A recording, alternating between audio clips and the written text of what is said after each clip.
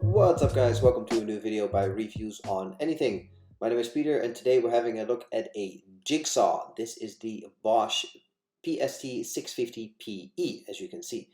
This is the BOSCH Greene line, so it's not the BOSCH Professional line, but it is the more sort of DIY line that BOSCH has. And this is a corded jigsaw, as you can see.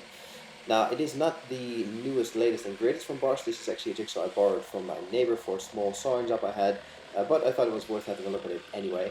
This is how you are presented with the saw. It comes in a case, and since it has a cable, there's no room for batteries or chargers or anything else. Just a nice hard case. Obviously, by the case you can really tell that it is slightly, let's say, dated, but the saw itself is quite nice. It has, pretty traditional layout as far as a jigsaw goes. Trigger on the top with a button that you can use to lock the trigger if you have to do long sewing sessions. Pretty standard layout this way. Down here you have your adjustments, obviously to fine-tune the saw to your liking. And overall, that is pretty much all the controls that you have on the saw. On the bottom is obviously the business end. That's the part that you use to guide the saw blade, which is on the front obviously. Here in the back though is a vacuum attachment. If you do have some kind of vacuum cleaner in your shop or on your work site, this is something you can attach to reduce the dust, but then you have to lower the guard in the front part of the saw to prevent dust from flying out in front, and obviously flip the channel to the back where your vacuum cleaner will be. Now that is pretty much all there is to see on the outside of the saw.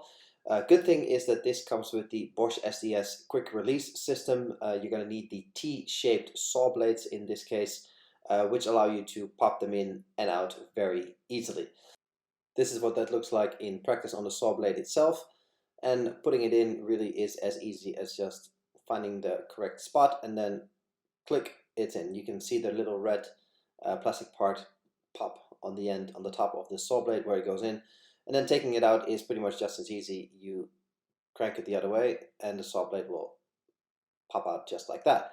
Super easy. You can even do it with gloves on, although it is slightly bit of a fiddle if you have thick gloves on the job site. But overall, it's a very easy system that will allow you to change blades on the fly without really any kind of downtime. Any downsides on this machine in general? Well, it's not the lightest. It weighs just under 2 kilos, and it's also not the most powerful with just under 500 watts. But overall, it is a pretty decent all-rounder for your DIYer. Sort of in and around your house, this will do just fine for small saw jobs. Obviously, that's going to depend on the blades that you select, but overall, it's a machine that will serve you well.